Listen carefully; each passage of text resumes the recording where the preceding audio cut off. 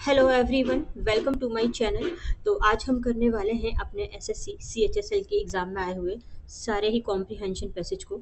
तो जैसे कि मैंने आपको पहले भी पढ़ा रखा है एसएससी सीएचएसएल के, कुछ आपको मैंने कॉम्प्रिहेंशन पढ़ा रखे हैं, ठीक है, जिसको कि हम डेट वाइज पहले कर रहे थे। तो आज हम फिर करने वाले हैं। और आपका जो ये आया हुआ है ना, ये आया 15 नवंबर 2025 के एग्ज़ाम में सुबह फर्स्ट शिफ्ट में ये आपका आया हुआ है, ठीक है। तो देखो, स्टार्ट कर लें आज के पैसेज को।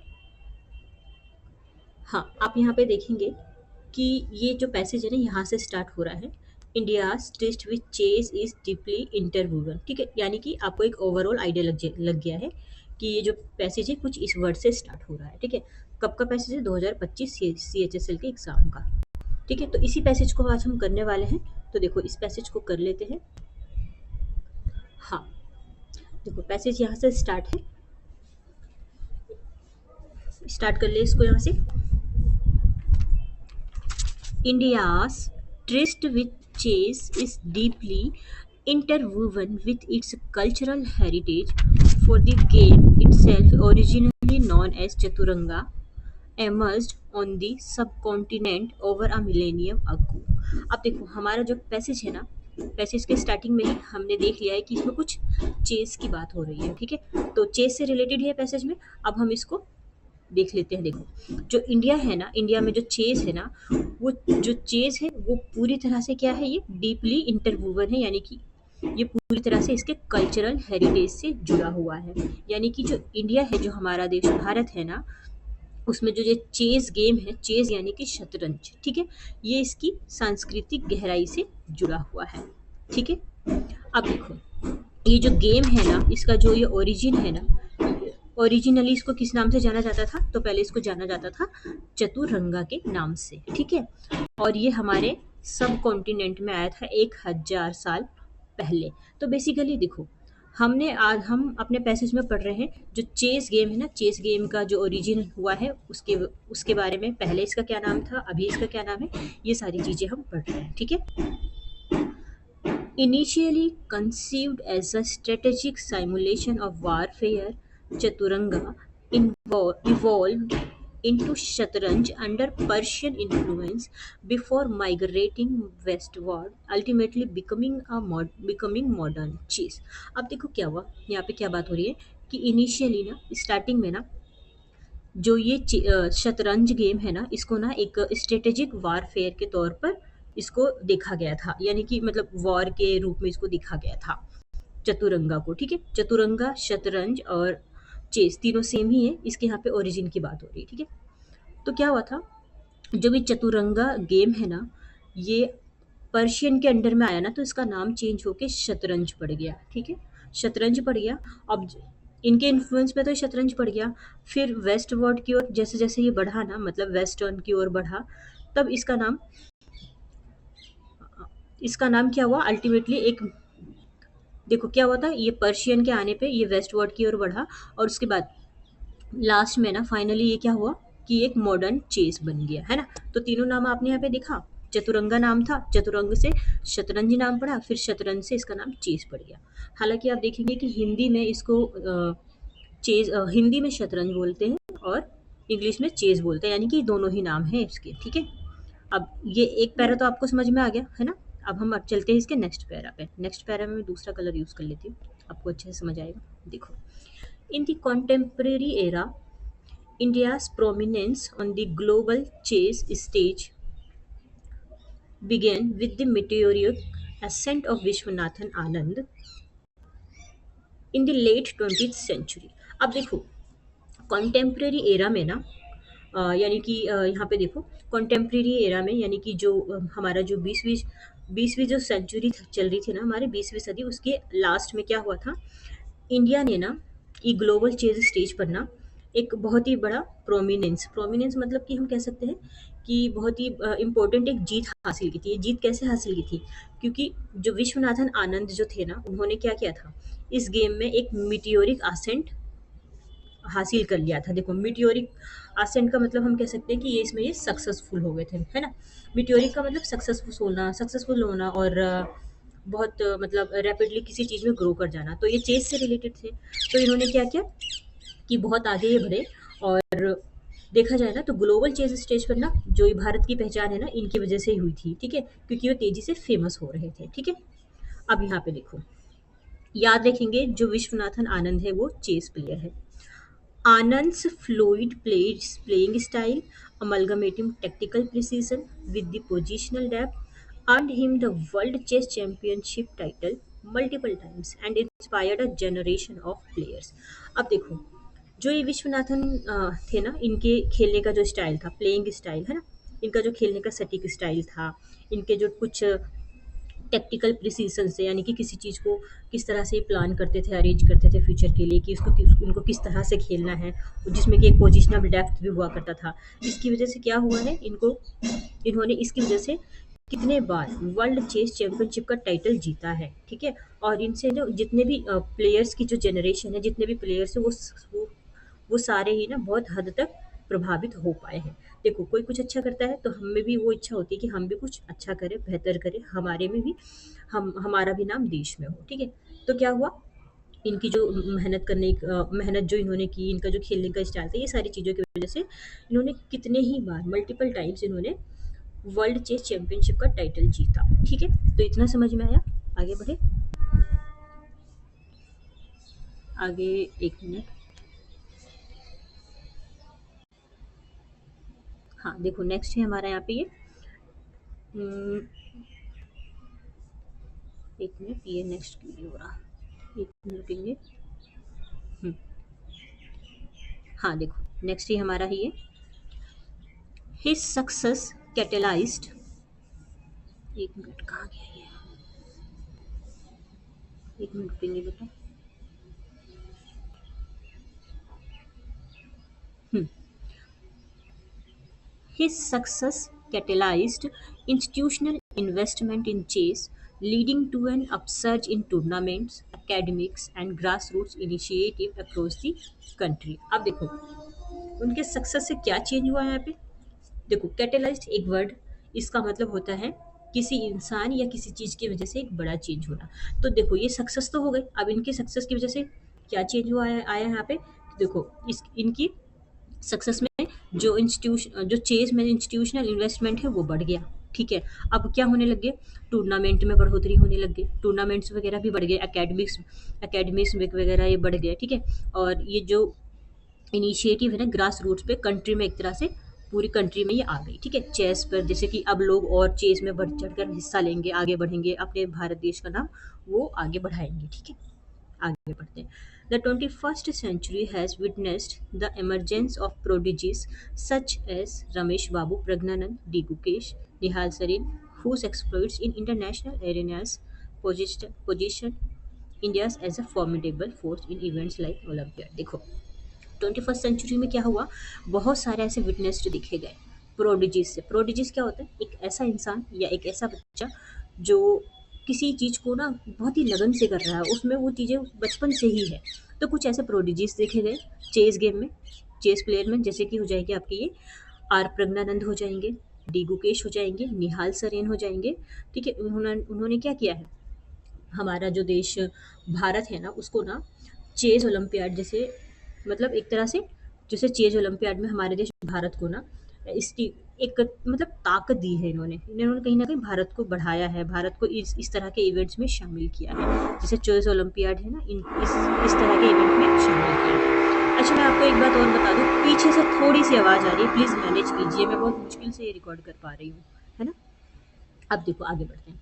Digital platforms have further accelerated talent development, enabling your aspirants to spar with grandmasters worldwide, thus refining their strategic acumen from an early age. अब देखो यहाँ पे क्या हुआ है कि जो डिजिटल प्लेटफॉर्म्स डिजिटल प्लेटफॉर्म्स ने ना जो ये टैलेंट डेवलपमेंट है ना, इसको और ज़्यादा तेज कर दिया है, ठीक है। जिससे कि क्या होगा, जो हमारे जो यूथ है, हमारे जो युवा है, वो क्या करें, ये दुनिया भर के जो जितने भी खिलाड़ी हैं, जो कि जितने भी ग्रैंड मास्टर्स हैं, इनको वर्ल्ड वाइड लेवल पर इनसे मुकाबला कर सके, इनसे लड़ सके, मतलब कि कहीं ना कहीं वो इन सबका मुकाबला करके बहुत आगे बढ़ सके, ठीक है। दस रिफाइनिंग देयर स्ट्रेटेजिक अक्यूमेंट, और ताकि वो कम से कम उम्र में ही ना, एक अर्ली एज में ही ना, उनका जो अंडरस्टैंडिंग लेवल है ना उसको अच्छे से कर पाए, आगे बढ़ पाए, वो स्ट्रेटेजीज को समझ पाए, है ना? अच्छा, यहाँ पे ना, जैसे मैंने ये पैरा पढ़ा, मैं आपको, एक मिनट, कहाँ गया? हमने यहाँ पे ये पैरा पढ़ा ना, यहाँ एक काम करते हैं, कुछ वर्ड्स को डिस्कस कर लेते हैं ताकि आपको थोड़ा सा तो इजी पड़ेगा, है ना? ये हमने इतना पैरा यहाँ से पढ़ा, ये हमने इतना पैरा यहाँ पे पढ़ा, ठीक है? एक दो वर्ड्स जो मैं आपको साथ के साथ बता के चलूँगी। प्रोडिजिस मैंने आपको बताया कि एक ऐसा बच्चा, ऐसा यूथ जो कि किसी चीज़ को बचपन से ही, मतलब उसकी लगन होती है उसमें, वो उस चीज़ को करना चाहता है, ठीक है? और कह सकते हैं टैलेंटेड बच्चा, ठीक है? और कुछ जो हम यहाँ पे याद रखेंगे, फॉर्मिडेबल। फॉर्मिडेबल का मतलब होता है कोई चीज़ जो कि, जिसको कि डील करना, हाँ, देखो, फॉर्मिडेबल का मतलब होता है कोई भी ऐसी चीज़ जिसको कि डील करना मुश्किल होता है, बहुत मतलब बहुत ज़्यादा एफर्ट लगता है उसका आप में, ठीक है? प्रोडिजीज का मतलब बता दिया, फॉर्मिडेबल का मतलब मैंने बता दिया आपको, एक दो वर्ड और। एक्यूमेन, एक्यूमेन का मतलब होता है कोई भी बच्चा या कोई भी इंसान जो चीज़ों को बहुत जल्दी कैप्चर कर लेता है, मतलब उसका जो अंडरस्टैंडिंग लेवल है ना, वो बहुत अच्छा होता है, चीज़ों को जल्दी समझ जाता है, तो ऐसे लोगों को हम एक्यूमेन कहते हैं, ऐसे लोगों के लिए एक्यूमेन वर्ड यूज़ करते हैं, ठीक है? इतना समझ आया? आगे की तरफ बढ़ते हैं। Today's India stands not merely as the cradle of chess origin, hmm, chess origin, क्या हो रहा है आज ये? Today's India stands not merely as the cradle of chess origin, but as an influential power shaping its future. देखो, आज की बात हम करें ना, तो आज के टाइम में जो हमारा इंडिया है ना, जो हमारा भारत देश है ना, क्या है कि वो शतरंज जो गेम है ना हमारा, जो ये चेस गेम है, चेस के चेस का एक तरह से गढ़ बन गया, यानी कि आप देखेंगे इंडिया में बहुत सारे ना चेस प्लेयर है, जैसे अभी अपने नाम पढ़े ना, प्रज्ञानंदा, डी गुकेश, निहाल सरीन, ये सारे चेस प्लेयर हैं, विश्वनाथन आनंद, ये सारे, ठीक है? तो इसकी वजह से क्या हुआ है कि इंडिया में अब ये भारत है ना, वो शतरंज का एक तरह से एक सिर्फ क्रेडल ही नहीं है, यहाँ पे क्या हुआ है कि ये बहुत पावरफुल बन बन गया है, और यहाँ पे क्या हुआ है, चेज़ की वजह से यहाँ के जो बच्चे हैं ना, अपना फ्यूचर एक अच्छी तरह से शेपिंग कर पा रहे हैं, ठीक है? This continuity from ancient invention to modern innovation underscores the nation's enduring legacy in the chess world. अब देखो, अब देखेंगे ना कि पुराने टाइम से लेकर जो जो भी हमारे पुराने टाइम में इन्वेंशंस हुए हैं, तो पुराने इन्वेंशन से लेकर ये जो मॉडर्न इनोवेशन है ना, तक का ये जो शतरंज का जो शतरंज रहा है, इसका जो सिलसिला रहा है, तो कहीं न कहीं ये इस यहाँ पे ना दुनिया में ना ये इसकी विरासत को दिखाता है, चेस वर्ल्ड में, ये इसकी लेगेसी को दिखाता है, ठीक है? तो देखो, बेसिकली अब तो पैसेज खत्म हो गया है, मैं सीधा बता दूँ, पूरे पैसेज में हमने चेस के बारे में पढ़ा है, चेस की उत्पत्ति कैसे हुई, इसके नाम की उत्पत्ति कैसे हुई, ये सारी चीज़ें हमने पढ़ी है, और कुछ इंपॉर्टेंट वर्ड्स पढ़े हैं, ठीक है? तो आ जाते हैं हम अपने इसके क्वेश्चन आंसर के साइड। हाँ, आप ये फोटो देखेंगे, ये फोटो है आपकी डी गुकेश की। यहाँ से इंपॉर्टेंट क्या याद रख सकते हैं कि जो डी गुकेश है ना, 2024 के वर्ल्ड चेस चैंपियन रहे हैं 2024 के, ठीक है? तो इम्पोर्टेंट है आपके लिए, एक वन लाइनर फॉर्मेट में भी याद रख सकते हैं कि 2024 के वर्ल्ड चेस चैंपियन कौन थे, तो ये गुकेश दुम्मा राजू थे, यानी कि डी गुकेश, ठीक है? ये आप देख सकते हैं। हालांकि बहुत छोटी एज में ही इन्होंने ये चेस चैंपियनशिप जीत लिया था, ठीक है? हाँ, आ जाते हैं हम क्वेश्चन आंसर की साइड। देखो, फर्स्ट क्वेश्चन है हमारा, द फ्रेज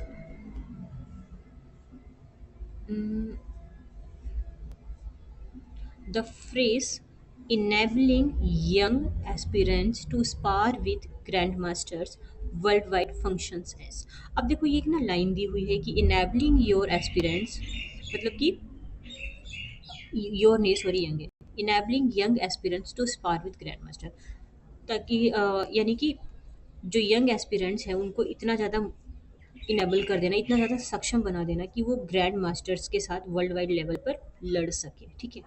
तो ये जो फ्रेज दिया हुआ है, ये क्या है, ये किस तरह का फंक्शन कर रहा है? नाउन क्लोज है, एडवर्बियल क्लोज, क्लोज तो ये हटा दीजिए, क्लोज है नहीं, या फ्रेज की बात हो रही है, तो पहला आंसर तो वैसे भी नहीं होगा। अब तीन बचते हैं हमारे पास, ये एडवर्बियल क्लोज है, पार्टिसिपल फ्रेज है, सॉरी फ्रेज लिखा है यहाँ पे, एब्सोल्यूट फ्रेज है, क्या है ये? देखो, पहले तो मैं सबसे पहले आपको इसका करेक्ट आंसर बताऊं। इसका जो करेक्ट आंसर है ना, ये पार्टिसिपल फ्रेज है, ठीक है? अब पार्टिसिपल फ्रेज होता क्या है? देखो, पार्टिसिपल फ्रेज बेसिकली ना, इसमें जो वर्ब होते हैं ना पार्टिसिपल फ्रेज में, इसमें जो वर्ब होते हैं ना उनकी एंडिंग ना आईएनजी या फिर ईडी से होती है, ठीक है। तो आईएनजी वाला फॉर्म हमें यहाँ दिख गया। इनेबल, इनेबल का मतलब क्या होता है, किसी चीज़ में सक्षम बनाना। आईएनजी लग गया इनेबलिंग, ठीक है। तो वर्ब की फॉर्म में आईएनजी लगा है, थोड़ी आवाज आ रही है। हाँ, वर्ब की फॉर्म में आईएनजी लगा है, यानी कि पार्टिसिपल फ्रेज है ये, ठीक है। सीधा सीधा मैं आपको बता दूं, जो पार्टिसिपल फ्रेज होता है ना, इसमें नाउन हो, प्रोनाउन हो या कुछ भी हो, एडजेक्टिव हो, उनके बारे में ना कहीं एडिशनल इंफॉर्मेशन दी होती है, ठीक है। तो इनेबलिंग वर्ड से में आईएनजी लगा, इससे हमने पकड़ लिया ये वर्ब है और ये हमारा पार्टिसिपल फ्रेज है। यही पार्टिसिपल फ्रेज की पहचान है। नेक्स्ट पे चले। नेक्स्ट देखिए कौन सा क्वेश्चन है। अच्छा, मैं आपको थोड़ा सा एडिशनल और बता देती हूँ ना इसमें, ताकि आपको थोड़ा सा अच्छे से समझ में आ जाए। पार्टिसिपल फ्रेज ये हमारा करेक्ट आंसर है। और इसके बाद नाउन क्लोज तो काट दो। नाउन क्लोज, एक मिनट कट क्यों गया।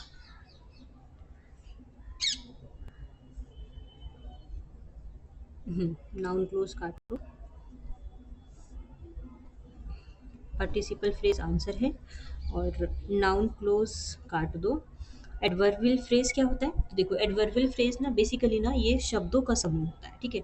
इसमें कुछ, इसकी पहचान आप कैसे कर सकते हैं कि जैसे कि इसमें शब्दों में हाउ हो, वेयर हो, व्हेन हो या फिर वाई हो, तो ऐसे वाले ये हमारे साथ होते हैं एडवर्ब, एडवर्ब फ्रेज या एडवर्बियल फ्रेज, ठीक है। एब्सोल्यूट फ्रेज ये भी आंसर नहीं था हमारा। एब्सोल्यूट फ्रेज बेसिकली शब्दों का ही ये भी समूह होता है, इसको आपको डीपली नहीं जाना, आपको सिर्फ आंसर देखना है। तो आंसर है पार्टिसिपल फ्रेज। नेक्स्ट पे चले। नेक्स्ट है हमारा identify the voice in initially conceived as the strategic simulation of warfare. ये ये जो हमें लाइन दी है, बताना है कौन सा इसमें वॉइस है। Basically middle voice, positive voice, ये सब कट कर दीजिए, एग्जामिनर आपसे इतना नहीं पूछता कभी भी, ठीक है। अब आते हैं, हमारे पास दो ऑप्शन बचते हैं, एक्टिव वॉइस है या पैसिव वॉइस है। तो यहाँ पे बात तो सीधी सीधी नहीं हो रही है, इसलिए पैसिव वॉइस है, ठीक है। तो ऑप्शन नंबर 2 करेक्ट आंसर हो जाएगा, ठीक है। ये आपका करेक्ट आंसर है। नेक्स्ट पे चले। नेक्स्ट है हमारा the word meteoric most nearly means. Meteoric का मतलब क्या होता है, शायद मैंने पैसेज में बताया हो। देखो, मिटियोरिक का मतलब होता है कोई भी चीज़ जो बहुत तेजी में हो रही हो, फास्ट हो रही है, सक्सेसफुल हो रही है। तो ग्रेजुअल ये तो आंसर नहीं होगा। Correct answer rapid and spectacular. जो चीज़ रैपिडली हो रही है, जल्दी जल्दी हो रही है, तेजी में हो रही है, सक्सेस है, या फिर वेरी फास्ट, ये सारे इसके आंसर्स हो सकते हैं। नेक्स्ट पे चले। नेक्स्ट है हमारा the word acumen means. Acumen का मतलब मैंने क्या बताया था आपको, जो चीज़ों को जल्दी समझ जाता है, जिसकी अंडरस्टैंडिंग लेवल बहुत अच्छी हो। तो करेक्ट आंसर हो जाएगा हमारा शार्पनेस इन अंडरस्टैंडिंग। पहला ही करेक्ट आंसर है, नीचे जाने की कोई ज़रूरत नहीं है, ठीक है। नेक्स्ट पे चले। हाँ, नेक्स्ट है हमारा according to the passage, what factor in recent years has accelerated chess talent development in India? Passage के अकॉर्डिंग बताना है कौन से ऐसे फैक्टर्स हैं जो कि रिसेंट ईयर्स में ना चेस टैलेंट डेवलपमेंट को जिन्होंने आगे बढ़ाया है। पैसेज के अकॉर्डिंग बताना है, ठीक है। इंक्रीज इन बोर्ड गेम्स की इंक्रीज, बोर्ड गेम शॉप्स की इंक्रीज हो गए हैं। नहीं, क्या शॉप पढ़ा हमने अपने पैसेज में, कहीं भी नहीं पढ़ा है। नेक्स्ट पे चलते हैं। Digital platform allowing global practice. Global practice के लिए डिजिटल प्लेटफॉर्म्स आ गए हैं, क्या ये पढ़ा है हमने पैसेज में? हाँ जी, पढ़ा तो है, पर आगे भी देखते हैं। मैंडेटरी स्कूल वगैरह बनवाए हैं चेस प्रोग्राम के लिए, क्या स्कूल वर्ड हमने पढ़ा है पैसेज में? नहीं पढ़ा है, काट दो। Reduce emphasis on international event. International events पे जो भी एम्फेसिस जोर लगाया गया उसको कम कर दिया गया? नहीं, ये ऐसा तो है ही नहीं हमारे पैसेज में। तो देखो, करेक्ट आंसर क्या है हमारा, ये है डिजिटल प्लेटफॉर्म्स लाए गए हैं ग्लोबल प्रैक्टिस के लिए, तभी तो वो और अदर जो वो ग्रैंड मास्टर्स हैं उनसे लड़ पाएंगे, है ना, और छोटी सी एज में आगे बढ़ पाएंगे, जीत पाएंगे, है ना, भारत को एक अच्छी पहुंच पर ले जा पाएंगे, है ना। तो करेक्ट आंसर तो यही था। चलो, आते हैं वोकेबलरी के sign. Vocabulary the the most important side, ठीक है। देखो, इंटरवूवन इसका मतलब होता है ट्विस्टेड और joined together both literally and figuratively. Interwoven का मतलब होता है कोई चीज़ जब किसी दूसरे के साथ जुड़ी हुई हो, इंटरकनेक्टेड हो, इंटरकनेक्टेड हो, जॉइंट हो, या हम कह सकते हैं उसको हम इससे अलग नहीं कर सकते। ठीक है? जैसे कि जो इंडिया है वो चेस के साथ जुड़ा हुआ है ना? ऐसे करके। प्रोमिनेंस, प्रोमिनेंस का मतलब होता है बीइंग इम्पोर्टेंट होना, वेल नोन होना, है ना? नेक्स्ट है अमलगामेट। देखो बेसिकली ना किसी भी ऑर्गेनाइजेशंस को या ग्रुप वगैरह को ना हम अमलगामेट कहते हैं। ठीक है? तो ये इतना ही याद रखेंगे। नेक्स्ट पे चलिए। नेक्स्ट है हमारा टेक्टिकल। टेक्टिकल का मतलब होता है आर्टफुली अरेंज और प्लान। मतलब किसी चीज़ को बहुत अच्छे से अरेंज किया गया है, फ्यूचर के लिए बहुत अच्छे से प्लान किया गया है। जिस तरह से आप भी कुछ चीज़ों को प्लान करते हैं ना कि मैं इस चीज़ को इस तरह से करूँगा, उस चीज़ को उस तरह से करूँगा, तो किसी भी चीज़ को अच्छे से प्लान करने को, अरेंज करने के लिए टेक्टिकल वर्ड यूज़ किया जाता है। Formidable, difficult to deal with, needing a lot of effort. कोई भी ऐसी चीज़ जिसके साथ डील करना बहुत मुश्किल है, या फिर डील तो हो जाता है बट बहुत ज़्यादा एफर्ट्स की ज़रूरत पड़ती है ना? तो उसको हम कहते हैं फॉर्मिडेबल। ठीक है? ये सारे वर्ड्स याद रखेंगे, कहीं न कहीं पैसेज में आपके ये सारे वर्ड्स रिपीट तो होंगे ही होंगे। Acumen, the ability to understand and जज थिंग्स क्विकली एंड क्लियरली। किसी भी चीज़ को समझने की, जज करने की, मतलब क्लियरली हम उसको समझ पाते हैं, इतनी हमारे में एबिलिटी होती है, तो उसको लिए हम कहते हैं एक्यूमेन। ठीक है? लिखा है ना, स्थिति को तुरंत और स्पष्टता से समझ लेने की योग्यता, कुशाग्र बुद्धि, है ना? छोटे से शब्द में कुशाग्र बुद्धि बोल सकते हैं। नेक्स्ट है मेयरली। मेयरली का मतलब होता है ओनली, या फिर small, unimportant, just little thing, है ना? तो हम इसके लिए हम मेयरली वर्ड यूज़ करते हैं। देखो एक बहुत अच्छा पैसेज हमने किया है जिसमें कि आपने बहुत सी चीज़ें सीखी हैं, पैसेज को समझने का तरीका सीखा है, पैसेज के बारे में जो भी इम्पोर्टेंट पर्सनैलिटी थी वो सीखा है, इम्पोर्टेंट चीज़ें और भी जितनी भी चीज़ें वर्ड मीनिंग सीखी है आपने, है ना? तो देखो ये पैसेज तो यहाँ ख़त्म है, और मैं ये कहना चाहती हूँ कि अगर आपको मेरा पढ़ाया हुआ अच्छा लगता है, मेरी वीडियो अच्छी लगती है, तो आप इसको लाइक एंड सब्सक्राइब कर सकते हैं। ठीक है? So thank you so much. अब हम फिर मिलेंगे नेक्स्ट वीडियो पे। ठीक है?